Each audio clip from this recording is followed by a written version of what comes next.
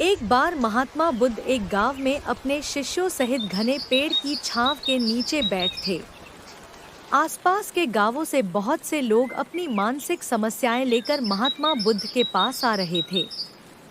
महात्मा बुद्ध उन सब की मानसिक परेशानियों का समाधान देते।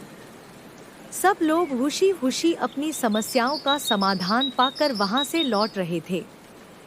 वहीं से कुछ दूर बैठा लोगों को बुद्ध के पास जाते देख एक दुखी भिखारी अपने भाग्य को कोसता हुआ यही सोचने लगा कि अभी कुछ देर पहले तो ये लोग दुखी मन से मुंह लटकाए उन महात्मा के पास गए थे, और अब इतना खुश होकर कैसे वापस लौट रहे हैं। आखिर माजरा क्या है? जरा मैं भी जाकर देखूं कि वो महात्मा ऐसा कौन सा खजाना बांट रहा है इन लोगों को। वे इतने प्रसन्न हुए कि उनके चेहरे लाल हो गए। जब वो दुख भिखारी कुछ नजदीक गया तो उसने देखा कि ये महात्मा तो लोगों को प्रवचन देकर लोगों के दुख का निवारण कर रहे हैं। यह देखकर भिखारी के मन में भी तीव्र इच्छा हुई कि क्यों न मैं भी इन महात्मा को अपना दुख बताऊं। मुझे भी अपने दुख का समाधान अवश्य मिलेगा। बस फिर क्या था, समाधान पाने की लालसा लिए भिखारी महात्मा बुद्ध के सामने पहुंचा और हाथ जोड़कर प्रणाम करते हुए बोला, है महात्मा बुद्ध, मैं भी लोगों की मदद करना चाहता हूँ। मुझे लोगों की मदद करने की बहुत इच्छा है, लेकिन मैं कैसे मदद कर सकता हूँ? मैं बहुत गरीब हूँ, मेरे पास न तो पैसे हैं और न ही कोई ऐसी चीज जिससे मैं किसी की मदद कर सकूँ। मैं कोशिश करने पर भी किसी की मदद नहीं कर सकता। मुझे भगवान ने इतना गरीब क्यों बनाया है? महात्मा, मुझ पर कुछ कृपा करो। इतना बोलते हुए भिखारी रोने लगा। महात्मा बुद्ध बोले, आप बहुत अज्ञानी हैं, क्योंकि आप अभी तक इस भ्रम में जी रहे हो कि तुम्हारे पास कुछ नहीं, जबकि दूसरों को कुछ देने के लिए तुम्हारे पास बहुत कुछ है। तुम बिना धन और वस्तु के भी दूसरों की मदद कर सकते हो।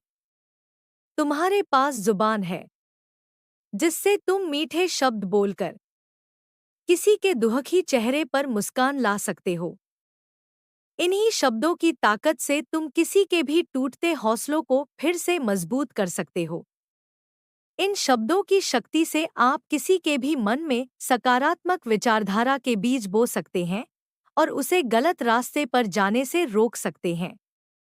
तुम्हारे दो हाथों से किसी भी कमजोर या लाचार व्यक्ति की सहायता कर सकते हो।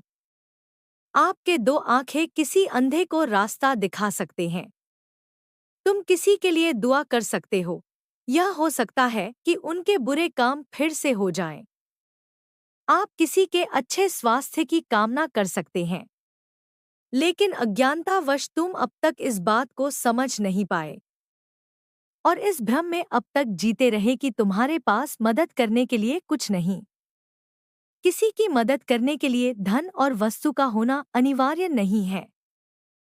बिना धन और वस्तु के भी हम कई प्रकार से लोगों की मदद कर सकते हैं। महात्मा बुद्ध के ज्ञान से भरे ये सुंदर शब्द सुनकर भिखारी के चेहरे पर मुस्कान आ गई और वह खुशी से झूमता हुआ वहां से चला गया। बुद्धं शरणं गच्छामि, धर्मं शरणं गच्छामि, संघं शरणं गच्छामि।